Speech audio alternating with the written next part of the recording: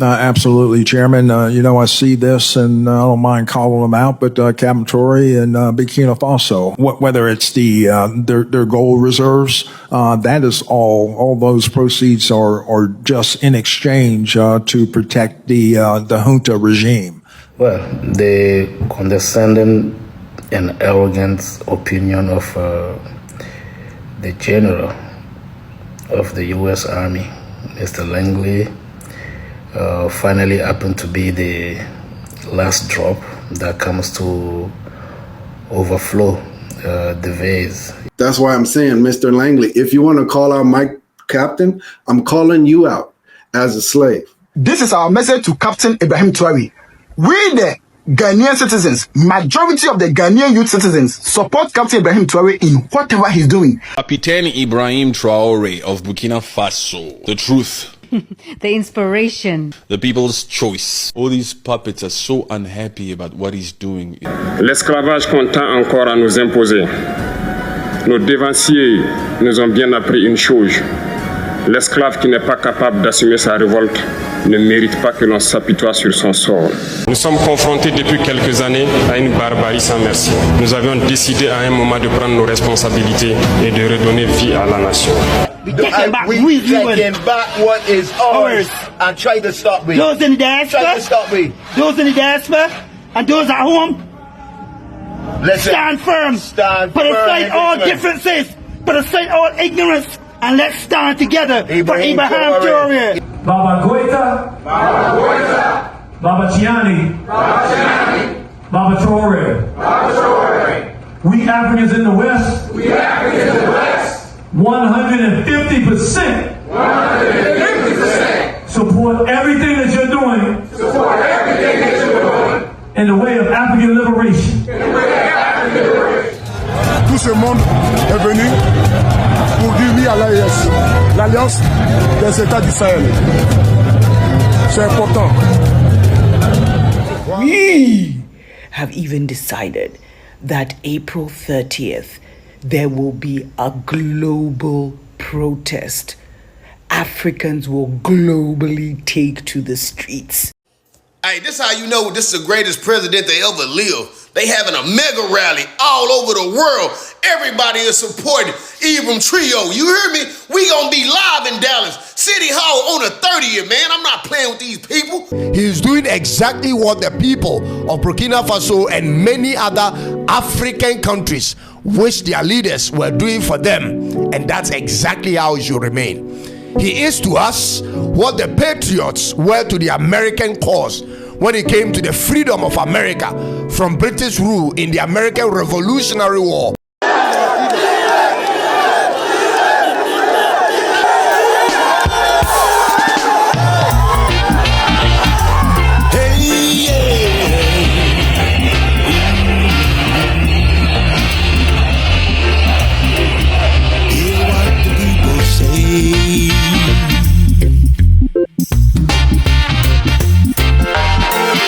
The people of Burkina Faso making change for tomorrow. The people of Burkina Faso, the people of Burkina Faso making a better tomorrow. The upright people.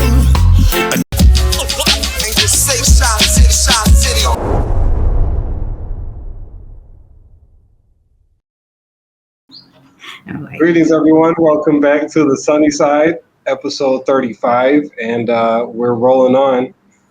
This episode is focused on Burkina Faso, and we got a lot to bring to you about Burkina Faso and the AES. Yeah, so as you all have seen and been rolling with us, we celebrated 30 years. We just had the annual pilgrimage that Kebtah leads every year, hence annual. Which was a success. Pilgrimages nowadays, years, are becoming like multiple pilgrimages in themselves. And we have people that maybe can't come during the time that we've said, and they're like, well, can I just visit from this time to this time after everybody leaves? And since it's the motherland, you can't tell people no. So we end up having multiple groups. But that's not going to continue. I'm not saying that so you plan on how to visit with us like that. But this year it was great. And the last group that was there, and I wanted to say, those of you who've been rolling with us, you noticed that we skipped our last episode. And for those who wait on our episodes, be patient with us. We're trying to get to the discipline of dropping every 1st and 15th of the month. Not like your welfare check, but, something that you can look forward to. And we missed last month, but that was because we were there. I was there traveling. Kasabez was there. And not only were we just in Burkina Faso, but we also were just moving around. And we got a chance to, as we do every year for the organization, Kebtah, that we're a part of, present ourselves and report to His Majesty of the Gulmu, the King of Kings of the Gulmu Empire, who represents the throne that gave permission and support to the founder of Kebtah, Master Nabala Musa Morodinabit, every year, because we really represent an extension of the traditions. We're connected to the existing temples that have been preserving the Kemetic legacy since the Nile Valley and the Pharaonic throne. We go back and report to him how the mission is going, how the activities are going, any changes, any problems that the work is facing.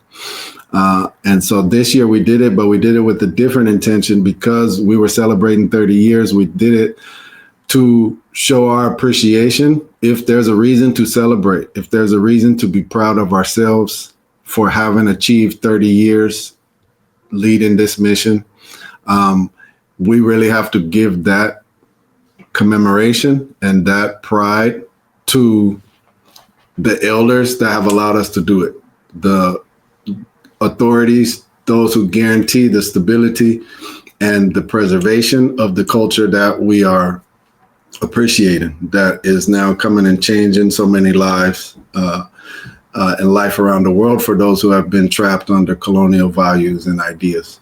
So we visited His Majesty Umtamba, who actually, it's interesting because his name and his motto for his kingship will translate to the one that's unifying, the unifier of the people, the one who's unifying his empire. And really, when you think about the diaspora, especially the diaspora coming from the Sahel and inland of West Africa, having been spread throughout the world due to enslavement, even due to colonialism and neocolonialism of people leaving their place and their values, seeking some foreign values that have been presented to them through propaganda.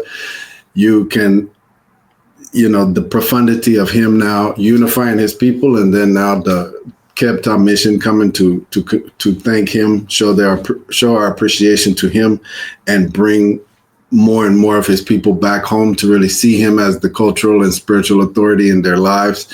The throne that they depend on, it was really moving.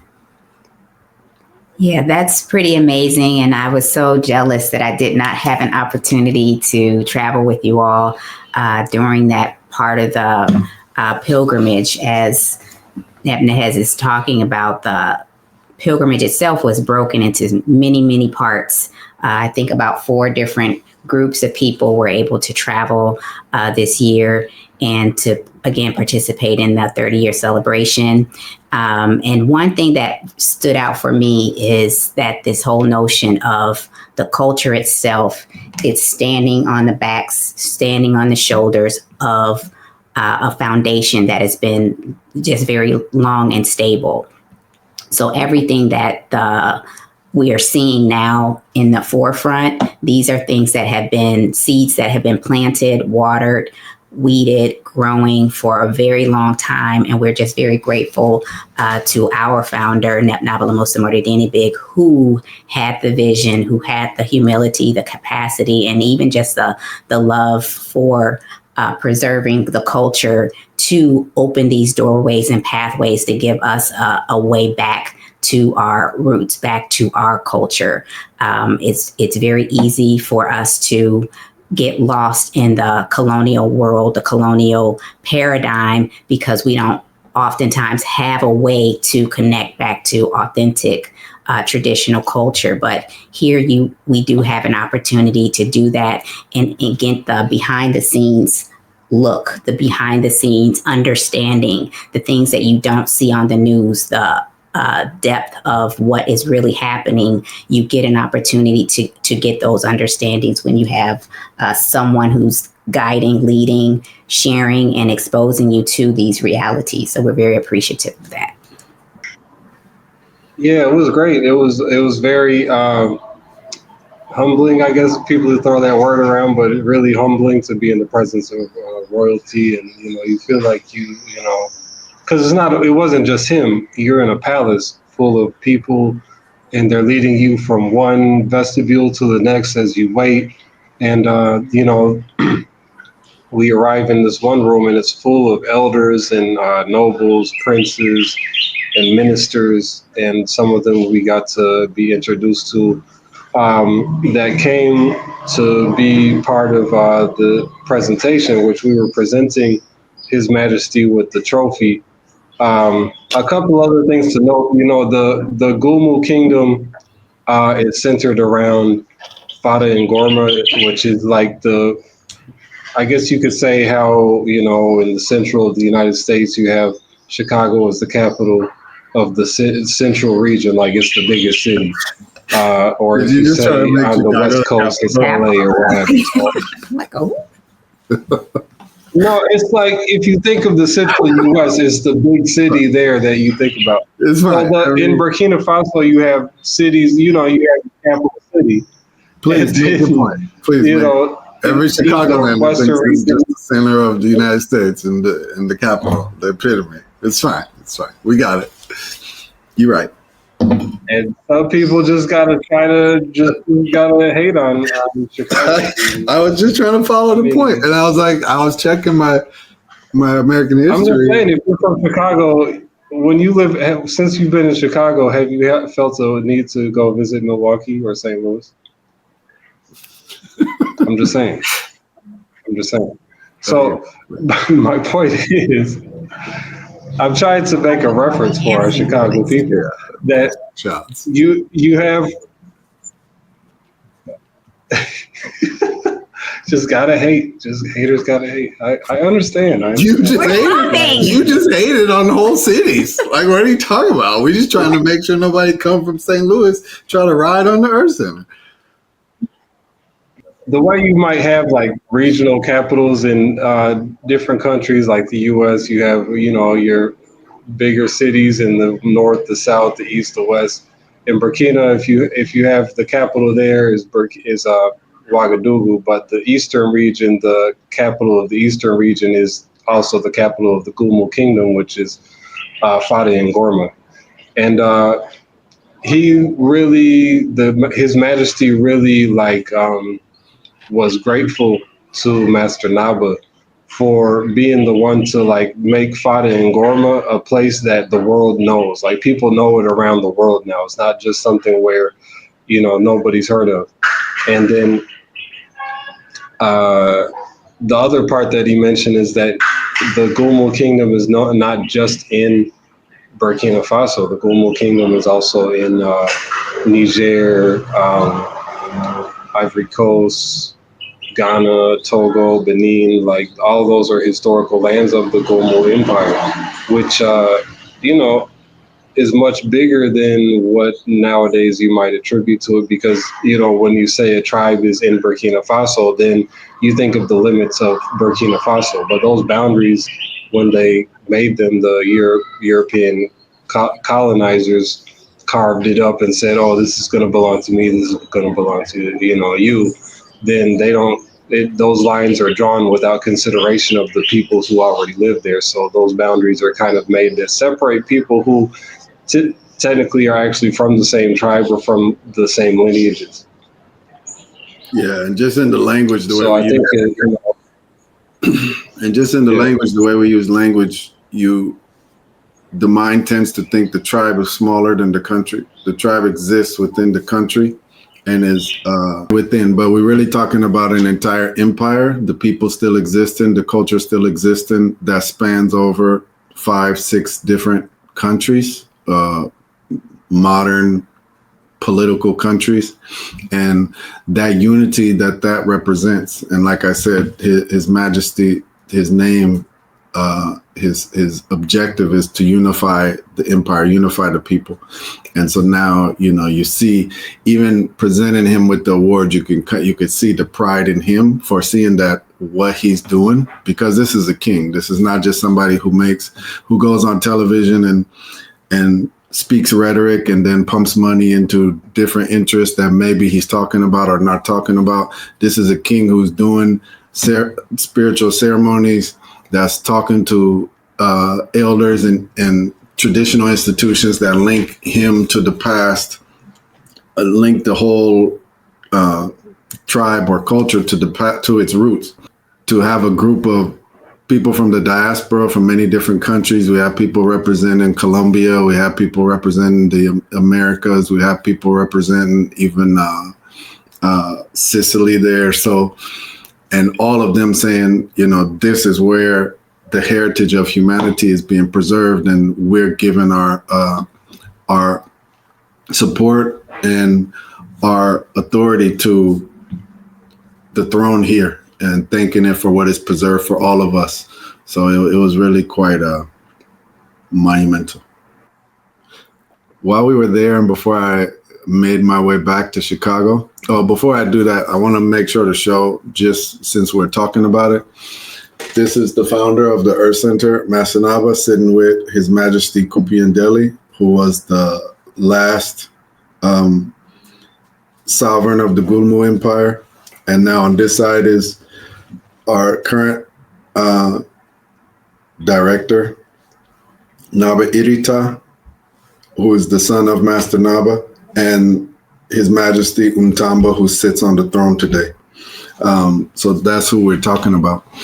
And we were showing our appreciation to him as a representation of the culture and all of the elders that have preserved the culture, institutions that have preserved the culture, for us to be able to benefit from it today. Now, on the other side, we wanted to also show that same appreciation to the administration of Burkina Faso, the government, because what's going on in Burkina Faso today, as we've been talking about on previous episodes, is really so important. And we're going to keep talking about it because we just hope the people in the West, the people who consider themselves descendants of the motherland, who are now even spread out, and those on the continent, no matter where you are, whether you're inside Burkina Faso or not, see the importance, the relevance, the timeliness, the profundity of what's taking place there right now. So we also visited the presidential palace and presented ourselves and our appreciation to his administration, the Captain Ibrahim Traore's administration, and that we were also well received there. However, because of the attempted coup, the recent attempted coup, which is just one of many, we weren't able, which is just the latest. We weren't able to see Captain Traoré directly, but we saw some of his staff and were well received by them. Making change for tomorrow. The people of Burkina Faso. The people of Burkina Faso. Making a better tomorrow. The upright people are taking back control. And in this time, the motherland will follow.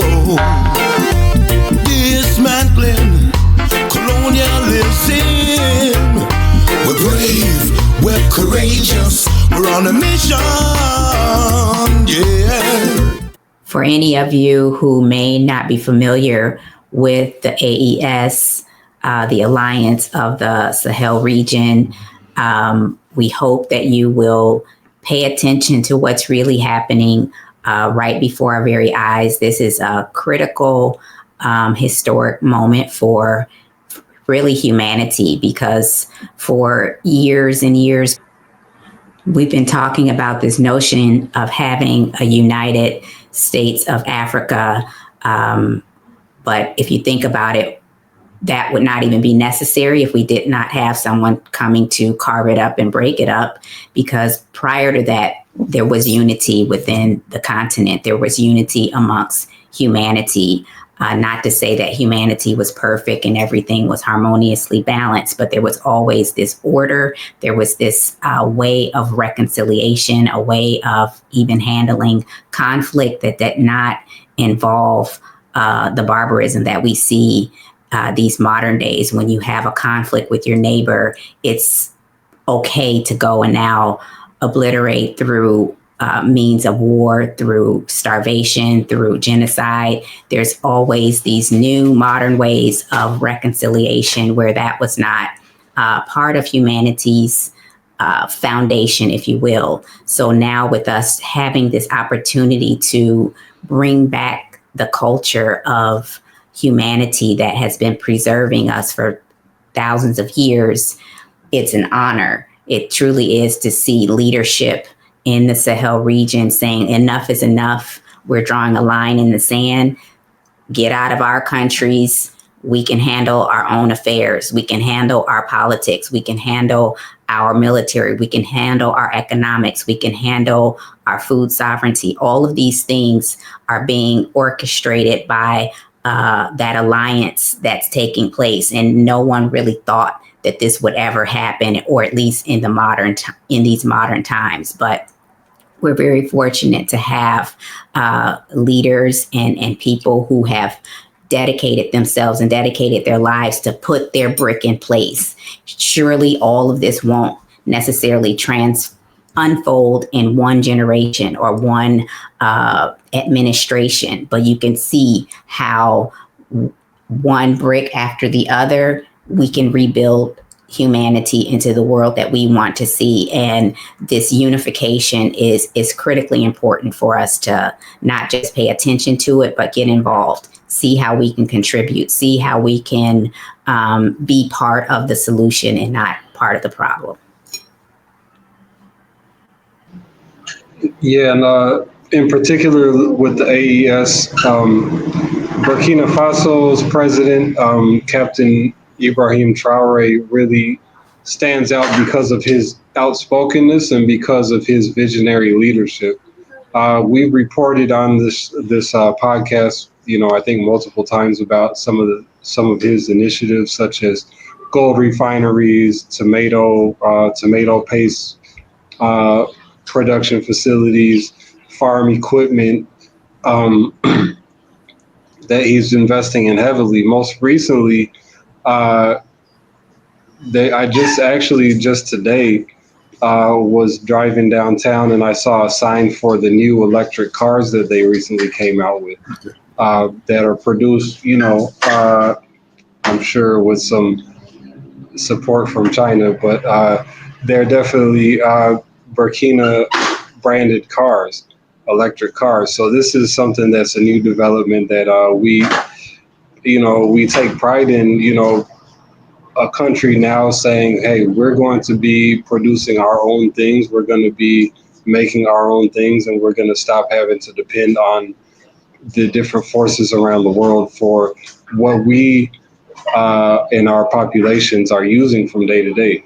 And I want to say, just being just over 2 years now since he's been in power, we're just now getting to start to see some of what we're capable of. So it's very important that we stand behind our revolutionary leaders here and in their activities to rebuild some government that's actually for its populations. Pour ce qui concerne le Burkina Faso, aujourd'hui nous sommes confrontés depuis plus de 8 ans à la forme de manifestation la plus barbare, la plus violente du néocolonialisme, de l'impérialisme. L'esclavage qu'on tend encore à nous imposer. Nos dévanciers nous ont bien appris une chose. L'esclave qui n'est pas capable d'assumer sa révolte ne mérite pas que l'on s'apitoie sur son sort. Nous ne nous apitoyons pas sur nos sorts, on ne demande pas que quelqu'un s'apitoie sur notre sort. Le peuple burkinabé a décidé de lutter contre le terrorisme en mesure de relancer son développement. Dans cette lutte, des vaillants peuples, des vaillantes populations se sont engagées à prendre les armes face au terrorisme, ceux que nous avons affectueusement appelés les VDP, des volontaires. Nous sommes surpris de voir les impérialistes traiter ces VDP de milices et de tout type. C'est décevant, parce qu'en Europe, lorsque des peuples prennent les armes pour défendre leur patrie, on les traite de patriotes. Mais là n'est pas le problème. Ce qui est le problème, c'est de voir des chefs d'État africains qui n'apportent rien à ces peuples qui se battent, mais qui chantent la même chose que les impérialistes en nous traitant de milices, en nous traitant donc d'hommes qui ne respectent pas les droits de l'homme. De quels droits de l'homme parle-t-on? Nous nous offusquons contre cela et c'est honteux. Il faut que nous, chefs d'État africains, nous arrêtons de nous comporter donc en marionnettes qui dansent à chaque fois que les impérialistes tirent sur les ficelles. Hier, le président Vladimir Poutine a annoncé donc l'envoi de céréales en Afrique. Nous sommes bien contents. Nous lui disons merci pour cela. Mais aussi, c'est un message passé à nous, chefs d'État africains, parce qu'au prochain forum, nous ne devrons pas venir ici sans avoir assuré, pour ceux qui ne connaissent pas la guerre, l'autosuffisance alimentaire de nos peuples. Nous devons prendre l'expérience de ceux qui ont pu déjà atteindre cela en Afrique, tisser de bonnes relations ici et tisser de meilleures relations avec la Fédération de Russie pour pouvoir assouvir les besoins de nos populations. Gloire à nos peuples, dignité à nos peuples, victoire à nos peuples. La patrie ou la mort, nous vaincrons. And behind us is the flag of the AES. It's a new flag that the three presidents involved in this movement, in this alliance, recently presented. And that is the president of Mali, President Goita, the president of Burkina Faso, President Traoré, and the president of Niger, President Chiani. Recently presented this flag as a representation of their alliance. And that alliance is so crucial because, you know, you have something happening in the political arena, but really doesn't represent politics, because what you have is three military members of the military, of their national military, step up and say, we're taking the power out of the hands of these politicians in our countries that just seem to be in bed with the same powers, the same nations that came and enslaved our people, took our people out of here, that came and enslaved our land, you know, took our resources, all of that, took everything away from our people. We're going to take the power away from those politicians and reorganize things so that our people are the ones to benefit from the land that's here. Our people are the ones to benefit from the resources that's here. And we're going to re-educate, re-expose our people to a perspective on life that forces them to stand up. Because a lot of people think, and this is why it's so important for not only every African around the continent, but every person that considers themselves a descendant of Africa. If you look at the age of enslavement and you know, okay, some of my ancestors were enslaved, some of them were forced to build wealth for other people, for other nations, that happens, right? That happens in human history. We can look in human history and see when one group of people was more barbaric and forced other groups of people to do what they wanted them to do, more violent, etc. But now you don't end that with legislation. You don't end that by saying, okay, the ones who did it, they're going to write a new law saying they can't do it before. They can't do it anymore. That's not how that stops, because it's your ancestors, my ancestors who were subdued, if they were subdued and then somebody standing on their neck and then the person says, okay, I'm going to take my foot off, that's not where the recovery happens. That person will have to stand up. So now you have these three countries, these three leaders, military leaders saying, and we're going to now get our people to stand up. And so they removed French as the official language in their places. I mean, just think about that. The same culture, identity that came and tried to destroy your ancestors, take all of their resources, is the one you have as an official language for your country. Nobody from there is from France, but that's the one who gets to dictate how we communicate with each other at an official level, you know. So they removed that. They removed they removed colonial languages from being colonial religions from being the official religion of the place. And so there's huge things that are happening just to get the people there to say, hey, you're no longer slaves, but you have to stand up in order to be something different. You have to stand up and seize your freedom again. What were you going to say, Kasabez? Yeah, I was just going to say, not only the language, not only the religions, but the money that they use to trade. The military, they say, oh, the French will be like, oh, okay, now you need our military to be in your country so that we can help you protect yourself. And so after years of that not really working out, because the terror jihadist groups have been, Al-Qaeda and ISIS, terrorist groups who were actually armed by the same France and French military to overthrow Muammar Gadaffi. Those groups are now overrunning the Sahel region, and now France is like, oh, but we'll help you fight them, and after years of people, more and more people having to flee their villages and flee their ancestral lands and seek shelter in cities, like has been in the case of the Fada and Gourmantche region and the Gulmu region.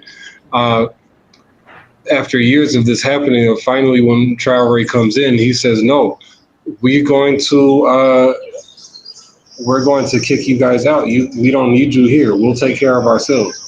And so, the people on TV are predicting, oh, you guys won't be able to make it without France, blah, blah, blah. And then, so far, even after many coup and assassination attempts, he's still here, and Burkina's still gaining ground. Mali's gaining ground. Niger, I believe, is gaining ground in their fights against the jihadist groups. Not only that, but with the money, they're now talking about replacing the Central African franc. How do you still use francs 50, 60 years after so-called independence, and you're still using the currency owned by your former colonizer? How is that independence? Which really, like I'm saying, everybody that considers themselves a descendant of the homeland has to see the urgency and the importance to even stand. We have things like social media now, to even stand on social media and say, I support the AES. I support President Traoré, because this is the moment. If now they're moving to even change the currency, this is the moment that they stopped Gadaffi. This is the moment where it's like you have to stop him before that. So this is when now you even see America planning to create the gold-backed African dinar. Exactly. So right when he was coming out with that, that's when they said, hey, we have to take this guy out. He was in power for like 40 years. And they talked all type of trash, but they didn't try to take him out until he wanted to make a currency. So you're absolutely right. It's a dangerous time for these young leaders. And these young leaders need the support of the entire diaspora. And that's really my point. Support President Traoré, support the AES. And educate yourselves about what's actually happening and going on, because it's very easy to just think, oh, well, just put someone else in place, or thinking that things will just work themselves out, because that's the way things have always been. The way that the society has been functioning, the way that these political leaders have been operating, that they put, as far as in the West, they put puppets in place. Well, these traditional men, these military men are not allowing that to happen, because it's like they have an agenda to restore the dignity of people, and to say that this is the land of upright people. These are the people who are going to stand up and bring back the nobility, to bring back the order, because right now these regions are considered like the poorest regions of the world, but they have the resources, they have all of the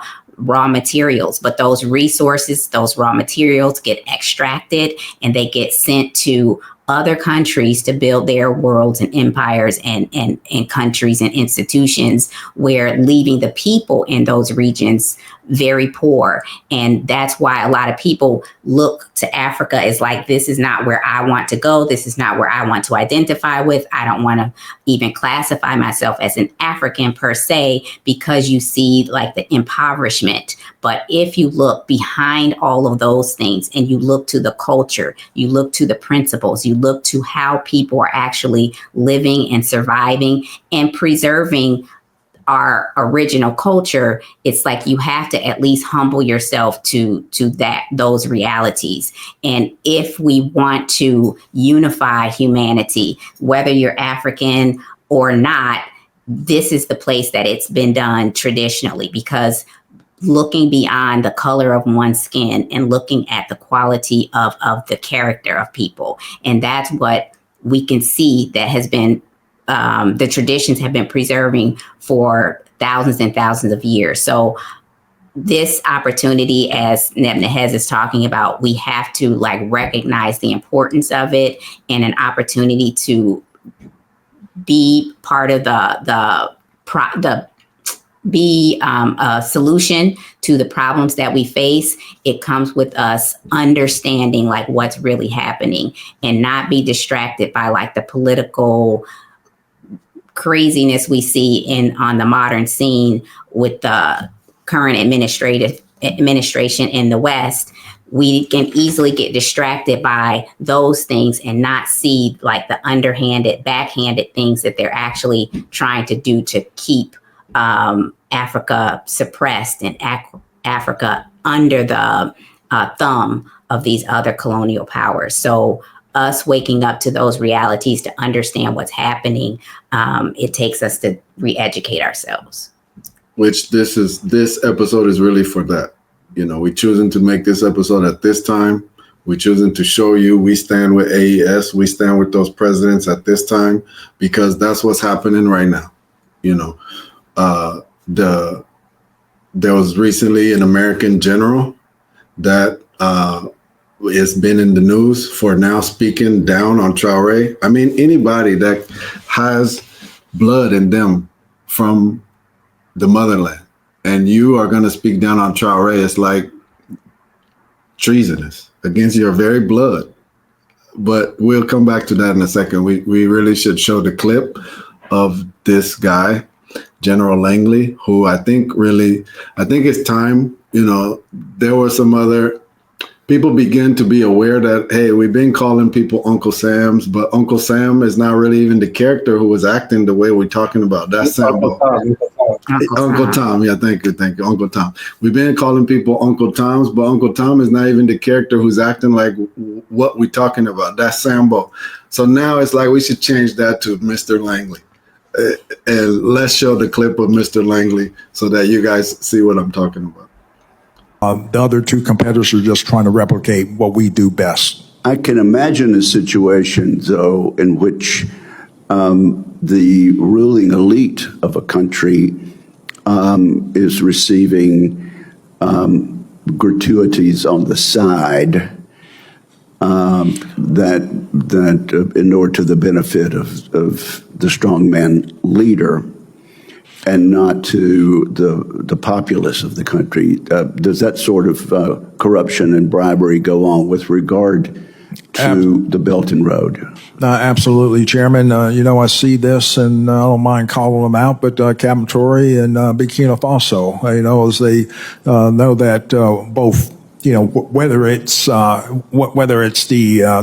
gold reserves, that is all those proceeds are just in exchange to protect the junta regime. There's a number of examples across. Even in Sudan, what's going on with the rapid support forces. That video is disturbing, to say the least. But that's the part about re-educating ourselves that's so critically important, because if you just listen to the highlights on the news, if you just listen to what the mouthpieces of the West are saying, you may get a completely misinterpretation of reality, of what's really happening. And we should know that coming from the inner cities, how the system works itself against us. They feed you poison and then try to sell you the solution to your problem, where you're the ones that caused the problem in the first place. And that's how these societies are trying to position and criticize these leaders by saying that they are doing something corrupt, they're doing something by having these coups, that they need to be taken out, and they try to find reasons to get the people to behind them to go and do these barbaric things, and then it'll be like justified or okay for them to invade a country, for them to go and send military forces to start all of these sorts of uprisings amongst the people. And that's how civil wars break out. And it's like, well, now the people are fighting each other, where someone else was the ones that started the fight in the first place. And this is where we need to wake up to those realities. Like, this is happening again. This same sort of plays are right before us, but we all have to be drawing a line in the sand to say enough is enough. We're not falling for that anymore. Leave these people alone, allow them to reestablish their countries and the order that they need to get from under the thumb or the foot, the boot, the system that's been suppressing humanity, because this is a human issue. This goes beyond the Sahel region. This goes beyond Africa. Humanity has been under this sort of dictatorship that we call democracy for such a long time that it's enough. If you allow people to solve their own problems, you'll get solutions. But when you have the one that's feeding you poison, feeding you guns, feeding you drugs and all of these things, and then they come and want to give you some handouts and give you some solutions that one don't even work, because even the solutions that they're trying to offer, it's it's really just a puppet screen. It's like the smoke and mirrors. They're doing one thing on the front scene, but they're doing something completely different on the back end. So please be mindful of any negativity you see them accusing Traoré or the Sahel region and the alliance that's been established. But let's even take it a step forward. Don't just be mindful. Be mindful in order to stand up. Because when we talk about President Traoré, listen to his speeches. His speeches tell you he's there to fight slavery. He's there to fight the mentality of the slave. He's there now to make sure that the resources of his place can serve its people, and his people can do what makes sense for them. A slave will do what makes sense for his master. A slave will do what makes sense for her master. But a person with dignity will do what makes sense for them and their ancestors and their identity. What we're talking about now is a propaganda to, and it's so crazy because it's like you even got a Mr. Langley who shares the same wide nose, the same skin tone, the same ancestry that probably comes from this place where maybe his ancestors were enslaved. And now you have that person seeing someone, a spirit in this world, who will say, you know what, it's time for me to take this, my country back and fight that mentality of enslavement so it can't continue into the future. And our children can be free and dignified people, can be upright people like our country's name says. And then you have the audacity to be used by your master to speak against that. I mean, that's treason. We could talk about political treason, what if you are a traitor to the country that's dominating you. But if that country that's dominating me stole my ancestors, I don't care if I'm a traitor to that one. I already was a traitor to that one. But I can't be a traitor to myself, because I have to live with myself no matter where on this planet I go. So you want to be mindful, but you want to stand up now for yourself. Because if you in the West, if you in the diaspora, if your ancestors were enslaved and you were disconnected from the motherland, you don't know what tribe you belong to. You don't know what country you belong to. And even that, understand you belong to a tribe. You don't belong to a country. You don't belong where, you don't know where you belong. Understand this represents what you belong to. Because this is now people looking beyond the political identity that master tried to give them and saying, no, we'd rather respect our identity. We brothers that you guys came and put a line between. I don't respect that. I'm building an alliance above that. I don't care. So, and then we doing it to fight the mentality of slavery. Every descendant of the era of enslavement that doesn't want to be treasonous against themselves and just be a good slave needs to understand that you need to stand with AES. You need to stand up in order to remove slavery, and you need to stand for the AES. Yeah, but what I have seen though on social media quite a bit, and usually like I follow feeds on Instagram and on Facebook and Twitter, and more so Facebook and Twitter.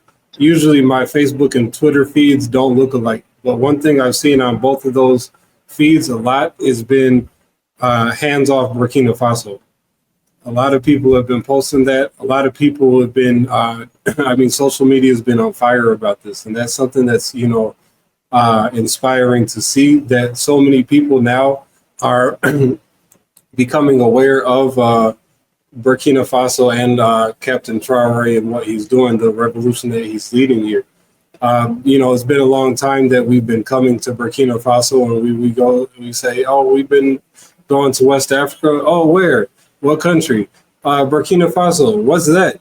But now more people are coming to me like, Burkina, you're in Burkina? Wait, what's really going on? What's up with dude?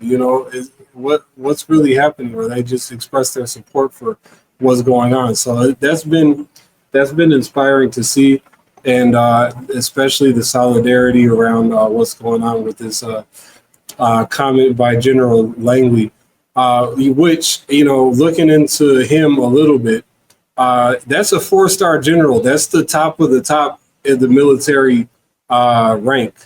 And he's the head of what's called AFRICOM, or the Africa Command, which the United States has different military commands in different regions, what they call commands. So you might have NORCOM, SOCOM, or whatever for North and South America.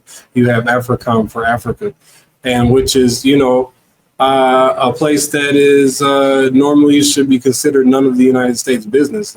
That's not some place that the United States should feel like it needs to have a military presence. And now, because of Traoré, the AES, and other, kind of like-minded leaders in the region, more and more countries are closing their doors to the militaries of France and the United States. And it's not the time. I don't know why this is the time he wants to make comments like that, because it's very soon that the United States is not going to be welcome at all in West Africa, at least militarily. And because the people aren't going to stand for it. Like, the people of Africa are standing up, and they're so behind this brother, this young man who's he's younger than us, man, which is crazy, but it's great to see a young person who's full of fire and vigor, and he's taking his country, and he says he's going to lead the right way. So everyone on the continent is seeing what's happening, and they're behind him for sure. And they're even pressuring their own leaders like, hey, if this brother can do this in Burkina Faso, which nobody's heard of, which they say is the poorest country in the world, what are you doing for us over here in places like Ghana and places like Nigeria and so on? So, that's why he's kind of, him and the other AES leaders are like a threat to the leadership of the other African countries, but the people see clear as day what's going on. But it's just a clear and plain hypocrisy. If I could just add one more thing, it's a clear and plain hypocrisy what the guy is actually saying. Because he's not even saying that Traoré is stealing gold, stealing money, and using it to fill his own pocket.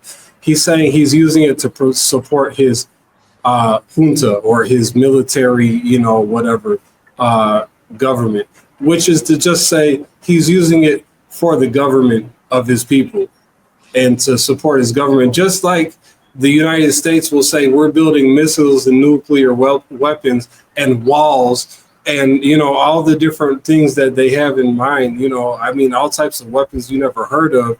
They're using the wealth of the United States for military to support their, whether you call it legitimate or illegitimate, whatever you consider it, the government of the United States. So for another country to be using its resources to support itself at the same time while supporting its people, why would anybody even criticize that? Why is that even a criticism, to be honest? It's not even a legitimate criticism. No, because Traoré literally, he still has his same military salary from when he was a captain. He's not even taking a president's salary, let alone skimming off the top and amassing wealth on top of that.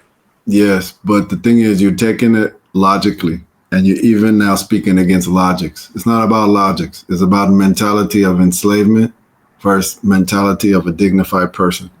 When you're a slave, we're talking to people who are listening. We're not talking to people in government who are out here talking trash, but people who might be convinced by this type of talk should be able to see through. But people who are listening are also in the world where master gets to be the one to set their way they see the world through the propaganda that they control. They control the media. They control what is said on the news. They control what is said in, most of the things that they watch. They get to flood social media. So it's important for every person to understand this is just the mentality of a slave. For a slave to say, hey, master, do you see that those people over there are actually using their crops to eat and we don't get to benefit from them? There's no logic in it. It's just what a slave says. Now, when you put that slave at the highest position, then you get other slaves to be like, oh, I want that kind of authority. I want to be seen with that much respect. But everybody in the diaspora has to see we no longer give respect to that. That's a Mr. Langley. I'm standing for my captain. Captain Traoré. I'm standing for the global African diaspora to stand up and get out of the mentality of enslavement, because when I look at actual history that the propaganda is trying to keep me away from, when Africa stood up, the world was doing better. When Africa stood up, there wasn't constantly world wars. And now all over Africa, all you see is parasites sucking over here in the Sahel, over here in the Congo, over here in Sudan. What if we could just get rid of these parasites and the people of Africa stand up again? So it's just about each and every person. Each and every person, as long as they have some basic intelligence, they know how to find logic. Everybody can see what he's saying isn't logical. How much money? There's no country in the world that invests more money in protecting itself than America, even beyond protection. You even call threatening other countries protection. That's ridiculous. If now there's a person that's saying, you know what, we changing the way that the world has been working. The way the world has been working is there's a need. There's an absolute necessity for the exploitation of our motherland. But our motherland is the motherland of all of humanity. And I refuse to allow that to continue. You don't even know what it looks like when that doesn't happen. So there's no way, to kind of compare it. You don't know what it looks like when there's not constant suffering and terrible traumatic experiences for some people in some part of the world, just because they're the part where your colonial power chooses now to get its favorite resource. We don't even know what that looks like. Now you have people saying, no, this way of life is terrible. It don't make sense. And even it doesn't make sense to me. I don't want to be a traitor to myself. Motherland or death, we will win. And we even have to be grateful for social media. I thought my lips would never be twisted to say those words. But I'm very grateful for social media because it brings an awareness. It brings these things to the forefront where you can see it in real time. You're not listening or learning about it in a history book. You're not learning about it after the dust has settled. It's like you're learning about it and seeing it unfold in real time where you have an opportunity to do something. You have an opportunity to stand up. You have an opportunity to have your voice heard in the midst of all of this madness. And it is truly just madness that's taking place. And they're looking for illegitimate and making legitimate reasons to now demonize, just as they did way back in the Pharaonic era. It was like, well, this person is poisoning their people, enslaving their people, and doing all of these atrocious things. And it's like, who is telling this story? Is like, wait 1 minute. You say that, and then you bring slavery worldwide, and then you bring genocide worldwide to indigenous people, and then you bring exploitation and colonialism. And they did what? Exactly. But those are the books that we listen to. And those are when Kasabez is saying things like, well, wait, we got to break it all the way down because we will fall for anything. We fell for it through the religious doctrines, the educational systems, the political systems. We fall prey and fall right into their hands every time because we don't understand or we don't educate ourselves. We just listen to the headline and we feel like we've got the news under our belt, when that is so far from reality. Like, you have to go behind the scenes. You have to understand the underlying happenings that's going on. When you're talking about this history of Gadaffi, why was he taken out? Well, we might look at that and just say, oh, that was so sad, and go out for dinner. And it's like, this is what we're seeing being set up right now. But we have, thankfully, people who are saying we're not falling for the okie doke this time, because I believe some of his some of his military leadership right beside him are being offered these monumental amounts of money, $41 million, if you let us, if you give us the pathway, if you open the door, the window. They're looking for the smallest, slightest opportunity and thinking that they can just throw a few dollars, throw some resources, or big dollars, throw some resources to poor people. And you would think that they might be falling over themselves to make this happen. But money does not give you your freedom. You cannot buy your freedom by selling your soul. And that's where we are grateful that people are saying, like, you know what, we've been on the bottom of society for so long. You can't push us down any further. So we're going to stand with this leader because we want what he's talking about. This is the type of leadership that humanity has been begging for. And now we have this opportunity. So humanity has to seize it. It's a great point. Money can't buy you freedom. It can't buy you dignity. When I look at the world, even nowadays, you grow up in America today and you hear about the injustice, the terror of slavery, and you're like, how could people let that happen? Are you guys human? How could you let that happen? This is how it happens. This is why I'm attacking the mentality of enslavement, because this is how it happens. Because people themselves, who are the descendants of those people that those terrors happened to, will allow themselves to go and speak against somebody now trying to remove themselves from it. And you will want pride for that. And you have collected wealth to do that. That's why I'm saying, Mr. Langley, if you want to call out my captain, I'm calling you out as a slave. It's people like you that allow slavery to continue. It's people like you that allied with somebody else to go and attack your own family, your own blood, in order to allow them to suck from them like the parasite that they've been for the past millennia, for the past number of centuries, for those who we're not going to give a historical backdrop to why I might have said millennia.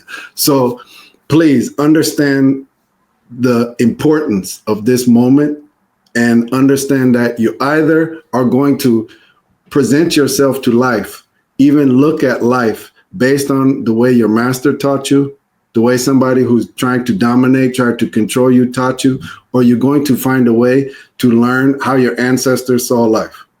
That's what is meant by the motto of Burkina, the revolutionary motto that says motherland or death. We only want to see the world the way our motherland sees it. We only want to represent to the world the motherland. Anything else is death already. I don't want to be remembered as a slave. You can't give me money, enough money to make me be remembered in history as a ally to enslavers. I don't want to be that. As a Mr. Langley. As the Mr. Thank you. As a Mr. Langley. Motherland or death, we will win. We calling on all of the people all over, wherever you are. If you consider yourselves a member of the diaspora, you stand up. You stand up for Captain Traoré, the AES, the motherland. You stand against those like Mr. Langley, trying to keep the status quo that has been torturing, destroying our ancestral legacy, our ancestors, our culture.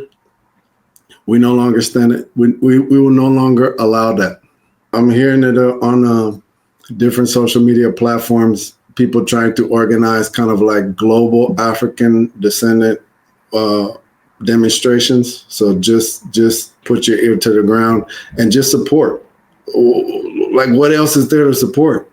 Well, one thing I want to also share with you all, there are ways that you can get involved if you don't have a direct access or a way to connect to the motherland in Burkina Faso, particularly.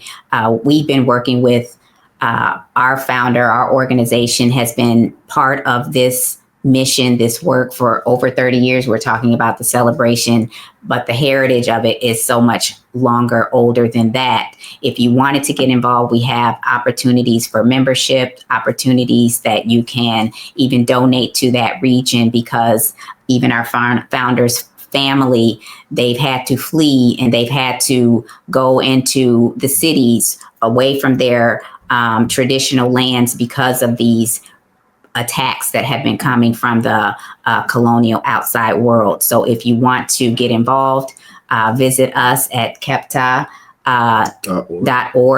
and we can give you the resources or the direction that you may be looking for. You could put your money behind people that are there, that are working to protect the people, that are working to support the AES and the movements, and most importantly, the preservation of the culture and the cultural identity that's coming from Burkina Faso and the Sahel. Well, on that note, we're going to wrap it up with a song that was produced by our brother Meniooh in London. The people of Burkina Faso, we're going to vibe out with y'all as we sign up. What the people say.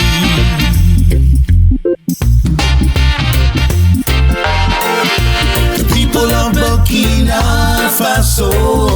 The people of Burkina Faso. Making change for tomorrow. The people of Burkina Faso. The people of Burkina Faso. Making a better tomorrow. The upright people are taking back control. And in this time, the motherland will follow. Dismantling colonialism. We're brave, we're courageous, we're on a mission, yeah. The people of Burkina Faso. The people of Burkina Faso. Making a better tomorrow. The people of Burkina Faso. The people of Burkina Faso. Making a better tomorrow. Living up to the upright name. Thomas Sankara, Ibrahim Traore, warriors fighting for change. We got a rich heritage and culture. rich heritage and culture, our arts and spiritual systems. Oh, the people of Burkina Faso, the people of Burkina Faso, making a better tomorrow. We're planting seeds for those to come, in the soil where we all come from, living up to the upright name, yeah, where the ancestral footsteps reign. Oh, the people of Burkina Faso, the people of Burkina Faso, making change for tomorrow. The people of Burkina Faso, the people of Burkina Faso, making a better tomorrow. Going back to the ancestral way. Going back, embracing what the ancestors say. We got a rich heritage and culture, rich heritage and culture, our arts and spiritual systems. Oh, we're making a better way. Oh yes.